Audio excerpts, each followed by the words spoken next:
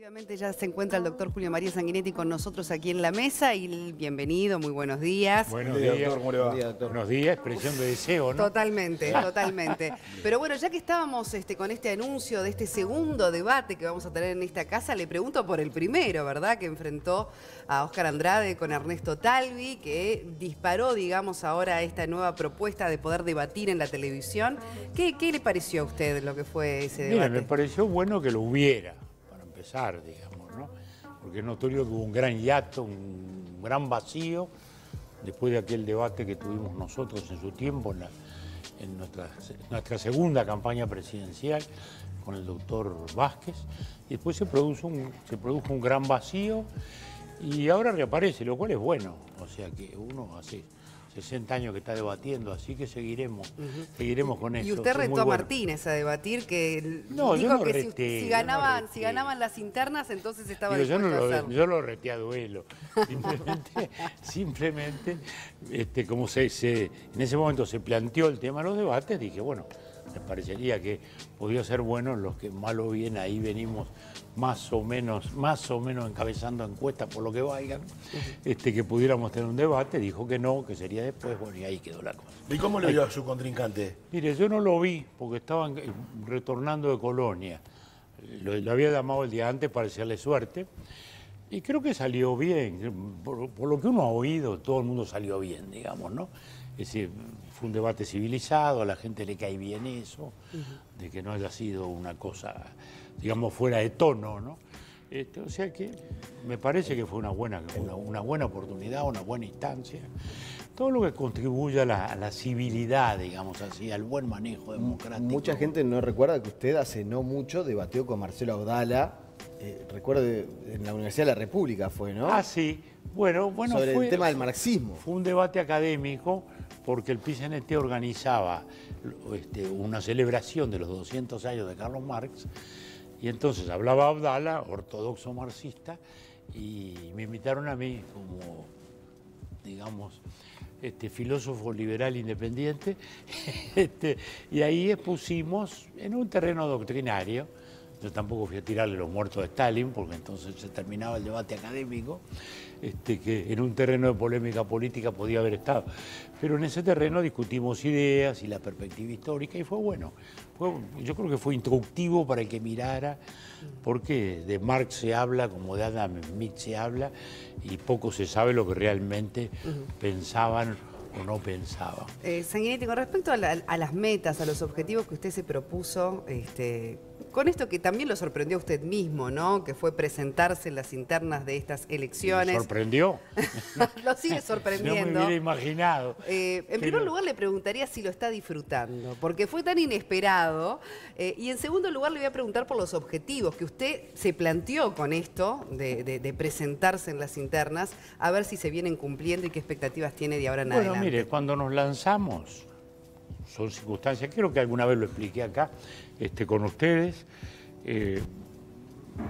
fue un momento muy malo del partido, se había producido un vacío de conducción, no había liderazgo, no había candidato a la vista, y en consecuencia uno estaba angustiado de ver que el partido iba desapareciendo en las encuestas y sobre todo desapareciendo en el debate, en la presencia, en el ruedo político.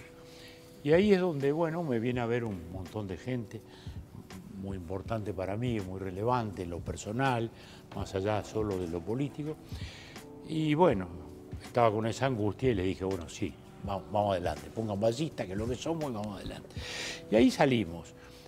Luego fui a ver a los dirigentes blancos de aquel momento, al doctor Larrañaga y al doctor Lacalle, y les dije lo que realmente era mi propósito, lo que había dicho públicamente. Primero, levantar al Partido Colorado para que fuera un factor decisivo de nuevo en, y ahí objetivo en la cumplido, contienda electoral. Ese objetivo está cumplido, el partido está posicionado o reposicionado y allí está. Y en segundo lugar, instalar la idea del gobierno de coalición, que por aquel entonces no había aparecido y que también de algún modo se ha ido cumpliendo, porque hoy el debate, nadie duda que hoy de ganar la oposición o un candidato de la oposición va a haber un gobierno de coalición. Y eso me parece muy importante. Personalmente creo y sigo creyendo que debe haber un acuerdo, por lo menos sobre algunos puntos básicos, antes de octubre, para construir una alternativa, no simplemente decir estamos contra el frente porque estamos contra el frente. Claro, doctor, y en ese sentido, ante un escenario de balotaje, el Partido Colorado cierra... Balotaje. Bueno, yo estamos... Ya se salteó, se fue a la final. Me fui un Porque capítulo. estamos en la clasificatoria. Entonces, ahí está, vamos ante un eventual escenario, dije eventual, porque pongo el condicional, pero en que en definitiva la oposición tenga que cerrar filas en torno a un candidato. ¿Usted se imagina el Partido Colorado apoyando un candidato del Partido Nacional, sea cual sea, o hay alguno con el que tiene más afinidad y otro con el que tenga más reparo? Mire, yo no me ubico todavía en esa hipótesis. Estamos jugando la clasificatoria, para hablar en términos futbolísticos, ¿no? O sea, acá vamos a definir quién juega, ¿no? Esa es esta etapa tan importante del 30. Después viene la de octubre, que es la semifinal. Y después usted se ubica ya en la final. Sí. Consecuencia, para empezar, no descarto nada. ¿Quién le dice que llegue el Partido Colorado? ¿Por qué no? ¿Por qué no? Bueno, que hoy no sea lo más probable, según las encuestas, bueno, pero tantas veces han pasado cosas que no son las más probables, que tampoco hay que descartarlas. De modo que no me ubico en esa hipótesis todavía, ya lo veremos. Lo que sí he dicho, y lo repito una vez más, es que para mí el balotaje va a ser una definición no de partidos, porque ahí ya no es colorado o blanco, ni siquiera de personas, sino de que cada uno representa. Y, simplificándolo simbólicamente, he dicho, de un lado van a estar los que creen que Venezuela es una democracia y de este lado vamos a estar los que creemos que es una dictadura. Estableciendo esto no como un tema solo internacional, que lo es y muy grave, sino como un tema nacional, porque un uruguayo que diga que eso no es una dictadura porque no cree en el Estado de Derecho, ni en la separación de poderes, ni en ninguno de los principios de nuestra democracia. A los temas puntuales, cuando hablamos de coalición, para que quede claro como para todos, coalición de los partidos tradicionales y algún otro que pueda sumarse, cuando hablamos de coalición, habiendo hoy tantos más partidos en juego, más allá de las posibilidades de cada uno de ellos, ¿a qué nos referimos concretamente? ¿Qué pasa con los demás partidos? ¿Qué pasa, por ejemplo, con el Partido de la Gente, Manini Ríos, que también lanzó su candidatura? ¿Qué pasa con ellos? Bueno, cuando planteamos esto, estábamos pensando en el Partido Colorado, el Partido Nacional y el Partido Independiente. Ese era el escenario. Eventualmente estaba ya el Partido de la Gente, que no estaba cerrado a ello tampoco.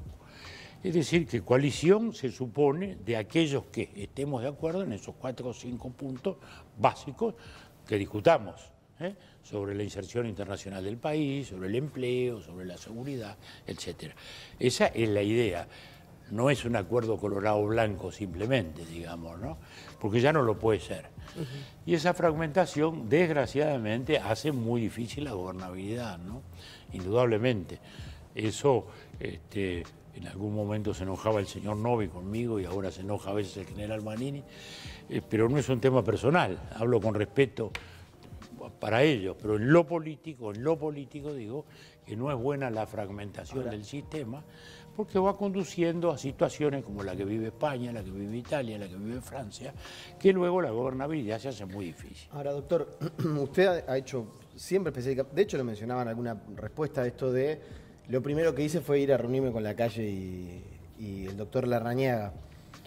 ¿Le preocupa como actor político y pensando en ese escenario de octubre, pero sobre todo post-octubre, lo que está viviendo el Partido Nacional hoy? ¿Cómo está transitando el Partido Nacional su instancia interna, donde se ve una división cada vez mayor, un enfrentamiento que se da entre algunas posiciones?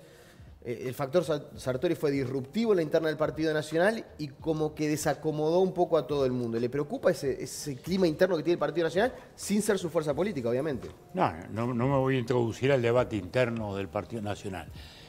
Lo único que le puedo decir, con mucho respeto para el Partido Nacional, que en su karma histórico está una interna siempre movida, siempre. Y al mismo tiempo también una capacidad inverosímil de sobrevivencia. De modo que el Partido Nacional tiene esa tradición. Por un lado, siempre hay ruido interno, pero al final se expresa con mucho vigor y mucha fuerza. De modo que, bueno, lo miro como un eventual socio, que me gustaría que se presente del mejor modo posible, naturalmente, y vuelvo a decir, lo miro desde esos dos ángulos. Un ángulo, digamos, de fatalidad histórica, pero también de fatalidad histórica optimista, porque la prueba está el vigor que siempre ha tenido el Partido Nacional para sobrellevar esas cosas, ¿no? Estos días, por ejemplo, el diario El País está sacando unas notas históricas de viejas elecciones.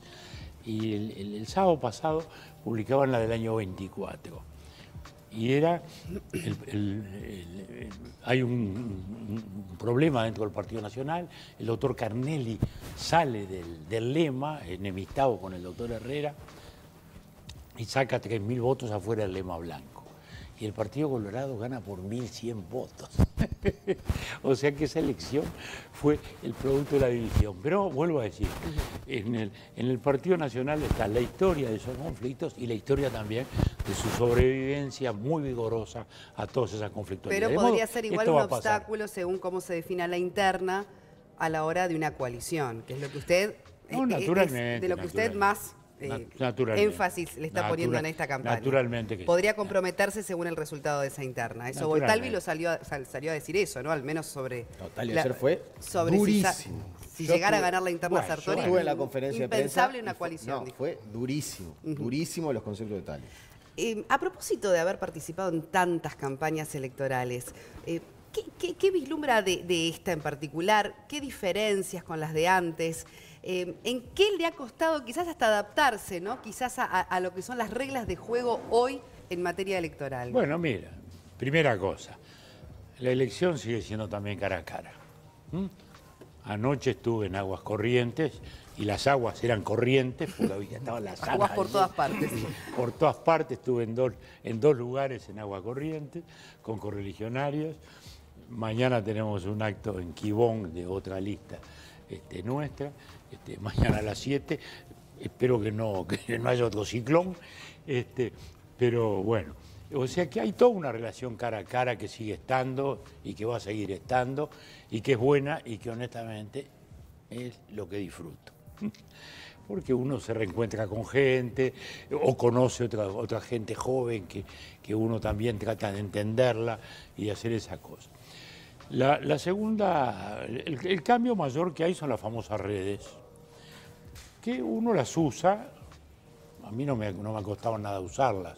Me acuerdo cuando empezó la campaña, ya empezamos con los Facebook Live y esas cosas. Ahora hay tanto ruido que ya no hay espacio para esas modalidades de comunicación. Pero aparece un Twitter, uno hace un Twitter, hace comunicaciones de ese tipo, ¿no? O sea que lo nuevo son las redes, que es todavía un impacto misterioso en el Uruguay. Las redes han cambiado mucho la situación democrática en el mundo, estoy hablando, ¿no? Este es un tema de reflexión que hace poco estuvimos discutiendo en el Círculo de Montevideo y de cómo ha impactado. Las redes sobre todo han impactado, a mi juicio, de este ángulo. El ciudadano siente que se representa a sí mismo, ¿no? Uno se encuentra con un amigo y le dice, le metí a Vázquez, le dije esto y el otro, uno le dice, ¿que estuviste con el doctor Vázquez? No, le encajé un Facebook. Ah, le encajaste un Facebook. En una palabra, no durmió Vázquez, seguramente, por tu Facebook, ¿no? Bueno, lo que pasa es que antes el ciudadano, si tenía algo para decir, llamaba a su diputado, llamaba a su dirigente, tenemos que protestar por esto, por lo otro, ¿no? Iba a su partido, a la situación intermedia. Hoy las redes han horizontalizado la comunicación, totalmente. Y eso, naturalmente, ahora ha dado a las instituciones de representación intermedia. Llámense partidos, llámense gremios, llámense iglesias incluso, ¿no? Entonces, eso ha cambiado mucho el concepto de democracia representativa y ha horizontalizado. De ahí este estímulo a la fragmentación. Cada uno se siente tiene como un partido propio, ¿no? Y como ningún partido le va a satisfacer 100%, porque es imposible eso, ni deseable, se produce un efecto dispersivo que se está viendo en todos los partidos de Europa y que aquí se empieza a insinuar. ¿Y usted nota también esos desencantados de la política que muchas veces están allí en el escenario digital, en el escenario de las redes? ¿Lo percibe usted? Hay. Mire, a lo largo de todo este lapso de tiempo, uno veía que había quizás un 15-20% de gente que, digamos, de algún modo desencantada. Y eso me parece que se empieza a expresar, políticamente en un lado y en el otro, y bueno, y es un tema. Pero, como digo yo, el desencantado es quizás el que antes se equivocó en el encantamiento anterior. Está bien, ¿no? ¿Y el desencantado no es más cautivo a propuestas como una tarjeta de medicamentos gratis para jubilados? Bueno, mire, eso es una propuesta claramente demagógica en su presentación y en su intención, eso es incuestionable. Es notorio que en los sectores más pobres se está dando los medicamentos. Esa propuesta así, al barrer, sin mayor financiación a la vista, tiene un tono demagógico que no es deseable introducirla. Eso no hace bien al debate político. Se dirá, bueno, siempre hubo promesas incumplidas. Bueno, no siempre. Pero una cosa es el modo, como se dice, dentro de un planteo de racionalidad, y otra cosa es con publicidad, en virtud de la cual se entrega ya las tarjetas como si fuera que el 1 de marzo ya empieza todo a funcionar. Bueno, sí, podría teóricamente hacerlo, pero no me parece un planteo bueno, un planteo serio, sobre todo un planteo conducente. Con respecto a temas de actualidad, ¿no? Una opinión también. Le voy a interrumpir un poquitito antes. Cuando estaba acá mirando, yo como viejo diariero, como viejo periodista de diario, miraba que ustedes estaban dando las portadas de los diarios. Y se habla siempre de que los diarios desaparecen. Y lo que ustedes estaban haciendo hoy, lo estaban haciendo en París, lo estaban haciendo en Buenos Aires, lo estaban haciendo en Madrid. Es decir, el debate del día siempre empieza en las tapas de los diarios. Y eso me parece bueno y me parece bastante reconfortante, ¿no? En este debate que hay, que las redes borran con todo, y no van a borrar con todo. Igual me quedo con una anécdota. En las redes no hay editor. En las redes no hay editor. Que usted compartía que ahora, claro, los actos políticos cada vez duran menos, porque la atención de la gente también es cada vez menor, pero después hay como 2 o 3 horas para las selfies. Que es un gran tema para discutir ese. Es un gran tema para discutir, porque es verdad que las tapas de los diarios reflejan quizás los temas principales, pero es digno de analizar hasta qué punto los debates se dan por las tapas de los diarios, porque hay veces que sucede que 8:30 de la mañana la tapa del diario ya quedó totalmente invalidada. No, porque el diario hoy ya no es tanto noticia. El diario hoy es más contexto.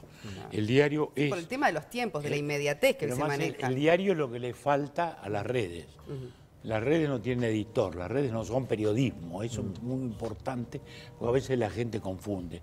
Antes se decía, la calle dice, eso era muy común en los debates de los comités políticos, la calle dice. O sea, estamos hablando de la gente. Me acuerdo un veterano político, don Carlos Fischer, que un día había un debate que teníamos ahí, y entonces uno dijo, no, porque en la calle dicen que... Y don Carlos lo mira y le dice, mire, ¿en qué calle vive usted? Pues yo vivo en la calle Colonia y ahí no dice nada. Bueno, hoy se dice, las redes dicen. ¿Y qué son las redes? Un vocerío, un griterío gigantesco en el cual hablan a la vez, sin entenderse, miles y miles de personas. Entonces, las redes son eso, una amplificación gigantesca de la calle. Bien, y sobre algún tema de la actualidad, por el tiempo que tenemos, le quería preguntar, todo este asunto de la OIT, todo este asunto del enfrentamiento empresarios-sindicatos, usted también tenía su visión sobre el tema de la educación, dice que hay gremios conservadores en la educación que no quieren un cambio de nada. ¿Qué pasa con esa situación en Uruguay y cuál es su punto de vista sobre cómo zanjar esta discusión permanente, ¿verdad?, entre la polaridad a veces en temas de actualidad? Yo diría que el debate empresarios, gremios de trabajadores es un debate eterno y todo el tema es cómo se canaliza, ¿no? En todo el mundo democrático existe y debe existir, y es bueno que así exista. En el Uruguay, en los últimos tiempos, es evidente que ha habido un debate más fuerte en virtud de las ocupaciones. Si son o no un añadido, un correlato, una consecuencia del derecho de huelga. Y ahí chocan 2 derechos. El derecho de huelga, o sea, interrumpir colectivamente el trabajo, o el derecho individual a trabajar. Los dos derechos son válidos y por eso en nuestro derecho existe tanto el derecho de la huelga como el derecho del trabajador a entrar si lo necesita. Por eso es que, si lo desea hacer, por eso es que la ocupación, desde nuestro ángulo, no la consideramos algo inherente al derecho de huelga, porque viola el otro derecho. Un tema que estuvo en la agenda por estos días y también como actor de la vieja política y a la vez conocedor de nuestras leyes, es interesante su opinión. Jura de la bandera. ¿Tomó conocimiento del comunicado de ADES al respecto cuando se habla de práctica fascista, militarizada? Bueno, sí, lo leí atentamente. Y hay una parte, yo diría la parte más, ¿cómo diré? La parte menos heroica, digamos, ¿no? Y es que se quejan también de que tienen que ir a trabajar, ¿no? Un día feriado, lo cual creo que le quita todo su ámbito épico a la protesta. En cuanto a la protesta, me parece que es equivocada, porque en nuestro país, cada país tiene su tradición, en nuestro país eso ya es una larga tradición, respetada por la sociedad, valorada por la sociedad. Justamente estaba ayer con mucha gente, anteayer con mucha gente, y todo el mundo siente que es algo importante, y yo lo creo. ¿Por qué? Porque la educación tiene que propender, dice la Constitución, a la formación cívica y moral de los niños y de los adolescentes. Y la formación cívica y moral empieza en esas prácticas. Uno de los elementos de la formación cívica es la pertenencia, la identidad nacional, digamos el orgullo de pertenecer a una colectividad nacional. Un país como el nuestro, que es un país que nació luchando con dos fuerzas mucho más importantes, la portuguesa brasileña de un lado, la argentina, o llamémosla la bonaerense, del otro, siempre necesitó su afirmación nacional. Ahora, obligarlo para acceder a un empleo, por ejemplo, a un empleo público, obligar, ¿no es un poco demasiado? Bueno, yo diría que puede haber... Más allá de lo simbólico del acto, ¿no? Puede haber algunos excesos burocráticos también, porque 10 años después pedirle a alguien puede ser un exceso. Pero esa es la parte folclórica. A mí lo que me importa es lo sustantivo. Lo sustantivo. Apoya la no tradición. No discutir, digamos, la parte anecdótica, discutir lo sustancial. Yo creo que es muy importante la identificación con el país. El Uruguay en eso hemos retrocedido. El traslado de las fechas patrias, más allá de las razones de este traslado, razones turísticas, etcétera, ha contribuido a desvalorizar el sentido de la fecha. Las fechas no son solo fechas, son ocasiones pedagógicas también. Claro. Cuando uno dice 18 de julio... bueno, cambiarlos, eso altera todo, ¿no? Es el día de la Constitución, es el día en que todas las escuelas y en todos los liceos se tendría que decir esto significa la Constitución, el Uruguay es esto. El Uruguay es república o es nada, ¿no? El Uruguay no es un vasto territorio, no es una vieja civilización, es una construcción moderna de gente que creyó en este territorio, en la democracia, en la república, en la independencia. De modo que la bandera tampoco es un trapo coloreado, no es un paño coloreado, es un símbolo. Los símbolos representan, más allá de su materialidad, elementos de identificación, de principio. Si uno no le inculca el mínimo orgullo a los muchachos de pertenecer a la colectividad nacional, ¿qué podemos esperar? Sanguinetti, la última cortita, porque usted dijo que no iba a hacer campaña, que ni apoyo explícito a la iniciativa de Larrañaga del Vivir Sin Miedo, que se va a plebiscitar, pero que podría llegar a votarla en lo personal. Lo que dije siempre fue que respetaba la intención, que me parecía una respuesta natural a una situación de inseguridad. Y dije también que por, digamos, viejas posiciones jurídicas de que consideraba que había temas que no eran de materia constitucional, que había sostenido en otros casos, no la iba a firmar. Y también aclaré, en Ballistas esto es libre, cada uno hace lo que quiere, en mi casa también. Eso, dijo que había discutido en su casa y que no estaba muy de acuerdo, que había... No, muy clarito. Pero usted en lo personal la va a votar. Las mujeres de mi casa, encabezadas por doña Marta, firmaron de entrada. Así que en eso estamos... ¿Y usted lo está pensando o ya tiene una decisión tomada? No, mi decisión fue esa. No sé si lo repienso, de repente voy a saber si lo repienso o no. Pero creo que sí, respeto mucho la intención, el país está presente. Hay cosas que además están bien, porque lo del allanamiento nocturno, el famoso sagrado inviolable que viene de la Constitución del 30, es un poquitito hoy anacrónico, digamos, ¿no? Y no estaría mal eso cambiarlo. Luego se introduce el tema Guardia Republicana, que podrá estar bien o no estar bien, pero no es materia constitucional, eso son temas de legislación, casi de presupuesto, ¿no? Bien. Pero creo que, en fin, Larrañaga ha hecho bien en poner ese tema así. Y creo que hacen, desgraciadamente, hacen muy mal quienes la combaten de mal modo, ¿no? Bueno, ahora son muchas instituciones educativas las que están con pancartas en sus fachadas en contra de la, bueno, de la iniciativa. No, son gremiales de la educación, gremiales estudiantiles que violan la laicidad. Eso está muy mal. Ese es otro de los principios constitutivos de nuestra República. Los espacios del Estado son espacios neutrales. Entonces no se puede poner en un liceo una pancarta de esa cuando estamos a poquitos días de algo que va a dirimir la ciudadanía. Está claro. Doctor Julio María Sanguinetti, muchísimas gracias por habernos acompañado esta mañana.